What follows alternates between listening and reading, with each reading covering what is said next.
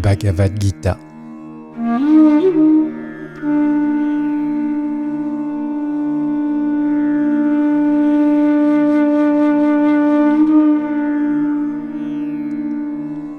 Chant 11.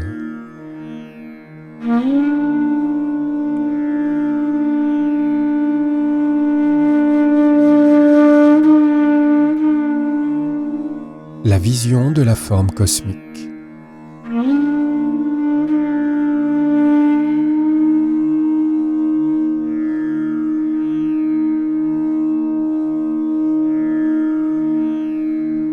Arjuna dit : Par compassion pour moi, tu m'as révélé le suprême secret concernant le soi, et grâce à tes paroles, mon égarement s'est dissipé.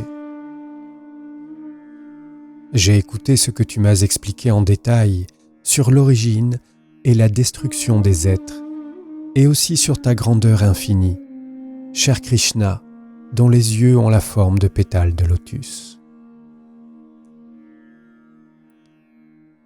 Ainsi, ô suprême Seigneur, tu as fait cette description de toi, et je désire à présent voir ta forme divine.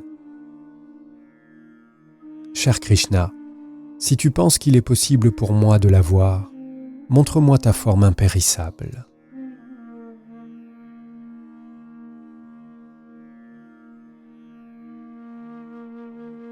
Le Seigneur suprême dit : Contemple, cher Arjuna, les centaines de milliers d'aspects divins qui sont les miens, de couleurs et de formes différentes. Contemple les Adityas, les Vasus, les Rudras, les Asvins et aussi les Maruts. Vois toutes ces merveilles qui n'ont jamais été vues auparavant. Maintenant, contemple l'univers entier, l'animé comme l'inerte, et aussi tout ce que tu désires voir, rassemblé ici, dans mon corps. Mais tu ne peux me contempler avec tes yeux humains. Je te donne la vision divine. Contemple mon yoga suprême.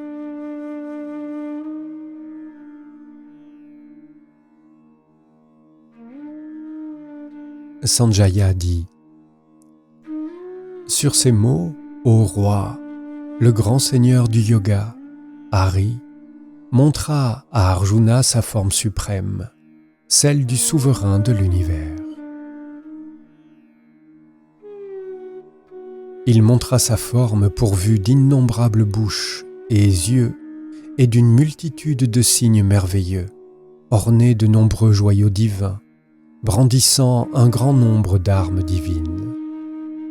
Portant des guirlandes et des vêtements célestes, ointes de parfums divins, en toute merveilleuse, infinie, tournant son visage de tous côtés. Si la splendeur de 1000 soleils étincelait soudain dans le ciel, elle serait comparable à celle de ce grand être. Là, dans le corps du Dieu des dieux, Arjuna vit alors l'univers entier rassemblé, avec toutes ses innombrables parties. Alors, Dhananjaya, empli d'émerveillement, les cheveux dressés sur la tête, se courba devant le Seigneur et les mains jointes, parla ainsi. Arjuna dit : Je vois tous les dieux, ô Dieu, et aussi une multitude d'êtres divers. Je vois Brahma, le Créateur, assis sur le lotus, tous les sages et les serpents divins. Je te vois partout en ta forme infinie, avec d'innombrables bras, ventre, bouche et tous tes yeux. Je n'en vois ni la fin, ni le milieu, ni le début, ô Seigneur de l'univers, ô forme cosmique. Je te vois arborant un diadème, portant la massue et le disque, resplendissant de toutes parts comme une masse de lumière, d'un éclat difficile à soutenir, flamboyant comme le feu et comme le soleil, incommensurable. Tu es l'impérissable, l'être suprême qu'il faut réaliser. Tu es le support de cet univers. Tu es le protecteur indestructible du Dharma éternel. Tu es le Purusha éternel. Telle est ma conviction. Je te vois sans début, ni milieu, ni fin, avec une puissance infinie, avec des bras innombrables. Le soleil et la lune sont tes yeux, le feu brûlant est ta bouche, échauffant l'univers de ton éclat. L'espace entre la terre et le ciel et tous les points cardinaux est empli par toi seul. En voyant ta forme merveilleuse et terrifiante, les mondes tremblent de peur, cher Krishna. Vraiment, des légions de dévas entrent en toi. Certains, dans leur frayeur, chantent tes louanges, les mains jointes. Des rassemblements de grands sages, des rishis, et d'hommes parfaits, des siddhas, s'écrient « Que le bien soit » et te célèbrent par des hymnes sublimes. Les Rudras, les Adityas, les Vasus, les Sadyas, les Visvadevas, les deux Asvins, les Maruts, les âmes des ancêtres, les légions de musiciens célestes, les Yakshas, les démons et les êtres parfaits, tous te regardent et sont émerveillés. Ô cher Krishna, en voyant ta forme incommensurable, avec d'innombrables yeux et bouches, d'innombrables bras, cuisses, pieds, ventre, et effrayante avec ses multiples dents, les mondes sont terrifiés, et moi aussi. En voyant ta forme toucher le ciel, resplendir de multiples couleurs, bouches grandes ouvertes, avec des yeux immenses et terrifiants, je suis épouvanté au plus profond de moi-même, et ne trouve ni courage, ni paix, ô Vishnu.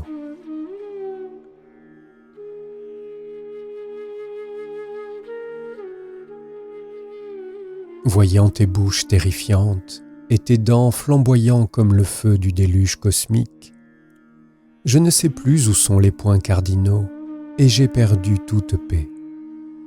Accorde-moi ta grâce, ô Seigneur des dieux, ô demeure de l'univers.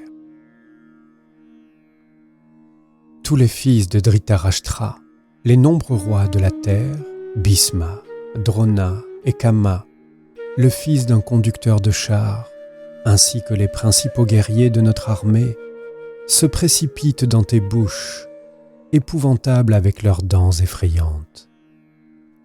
On en voit certains suspendus entre tes dents, leurs têtes broyées. En vérité, comme les flots impétueux de nombreuses rivières courent vers l'océan, ces héros du monde des hommes entrent dans tes bouches flamboyantes. Comme les papillons de nuit se jettent dans les flammes pour y périr, toutes ces créatures se précipitent dans tes bouches pour leur propre destruction. De tes bouches embrasées, tu dévores tous les mondes en te pourléchant. Tes rayons brûlants, emplissant l'univers entier de leur ardent éclat, le brûlent, ô Vishnu.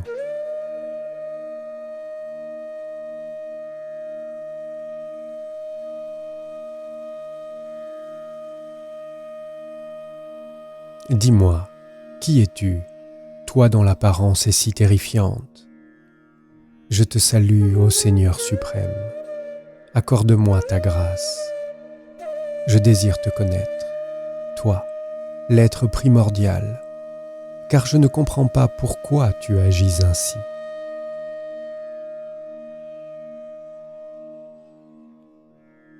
Le Seigneur suprême dit: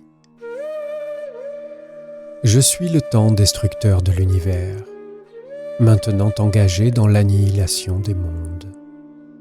même sans toi, aucun des guerriers présents parmi les rangs ennemis ne vivra. Par conséquent, lève-toi, cher Arjuna, et conquiers la gloire. Vains les ennemis et jouis d'un royaume prospère.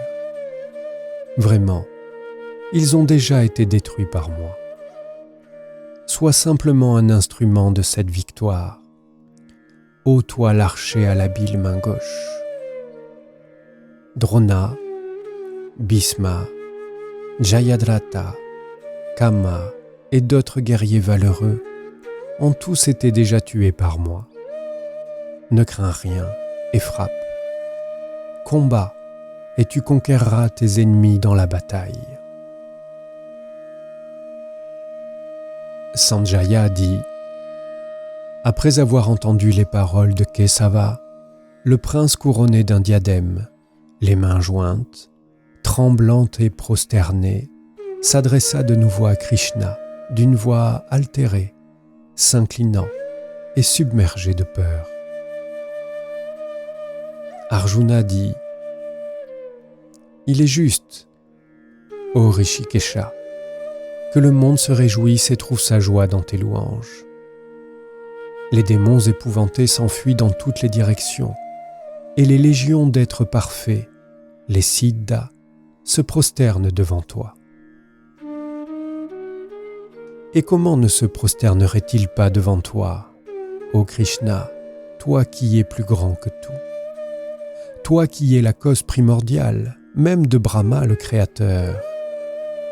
Tu es l'impérissable, ce qui est au-delà à la fois du manifesté et du non manifesté. Tu es le Dieu primordial, l'être ancien, le Purusha. Tu es le refuge suprême de cet univers. Tu es celui qui connaît et ce qui doit être connu. Tu es la demeure suprême. Cet univers est pénétré par toi, cher Krishna. Tu es Vayu, Yama, Agni, Varuna, la lune, Prajapati, et de tous, tu es l'aïeul. Salutations, salutations à toi 1000 fois, encore et encore, salutations à toi. Salutations à toi, salutations que j'adresse devant et derrière moi et de tous côtés. Ô toi qui es le tout, infini en pouvoir et en force, qui pénètre tout, ainsi tu es véritablement la totalité.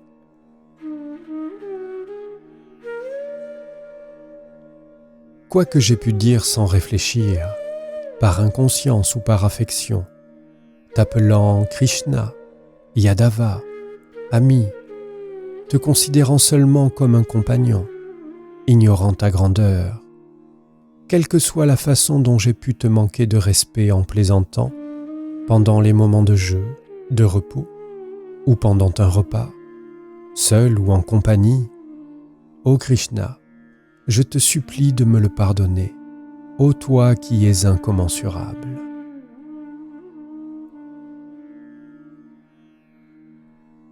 Tu es le Père de ce monde, animé et inerte. Tu dois être adoré par ce monde. Tu es le plus grand maître spirituel, et il n'en existe pas un qui puisse t'égaler. Qui pourrait te surpasser dans les 3 mondes? Ô cher Krishna, toi dont la grandeur est inégalable. Alors, m'inclinant et me prosternant devant toi, j'implore ton pardon, adorable Seigneur. Comme un père pardonne à son fils, un ami à son ami, un amant à son aimé, tu dois aussi me pardonner, ô Dieu.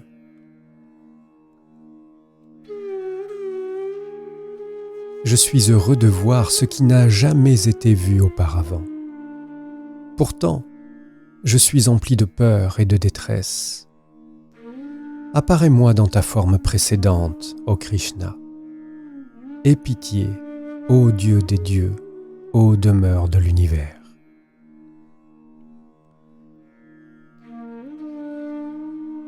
Je désire te voir comme avant, couronné du diadème, la massue et le disque dans les mains, dans ta forme précédente seulement, avec ses 4 bras.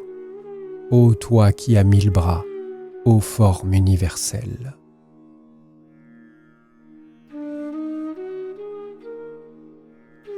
Le Seigneur suprême dit : par ma grâce, cher Arjuna, et par mon pouvoir yogique, cette forme suprême t'a été montrée.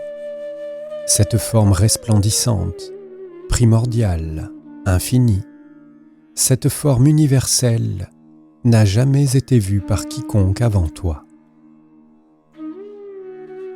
Ni l'étude des Védas, ni les sacrifices, ni les dons, ni les rituels, ni les sévères austérités ne permettent à quiconque de voir cette forme dans le monde des hommes, à part toi, cher Arjuna. N'aie pas peur, ne sois pas déconcerté par ma forme si terrible. Que ta peur se dissipe, que ton cœur se réjouisse. Contemple maintenant mon autre forme.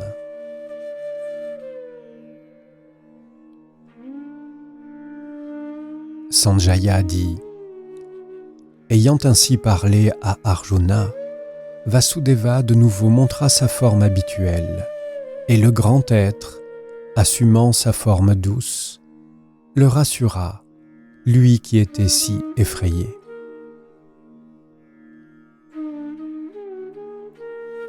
Arjuna dit : en revoyant ta forme humaine et douce, ô Janardana, je suis apaisé et je reviens à moi.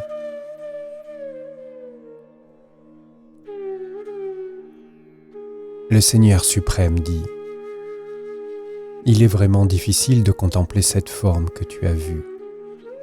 Même les dieux aspirent encore à cette vision.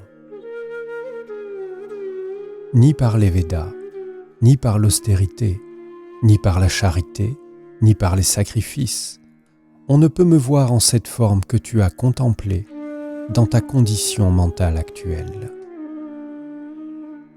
Mais, par une dévotion exclusive, on peut me connaître sous cette forme, me voir en réalité et pénétrer en mon être, cher Arjuna.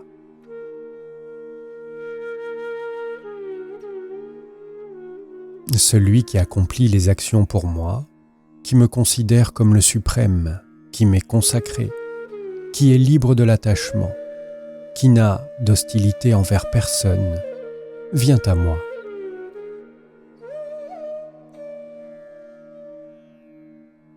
Ainsi, dans les Upanishads de la glorieuse Bhagavad Gita, dans la science de l'éternel, dans les écritures du yoga, dans le dialogue entre Sri Krishna et Arjuna, prend fin le 11e enseignement intitulé « Le yoga de la vision de la forme cosmique ».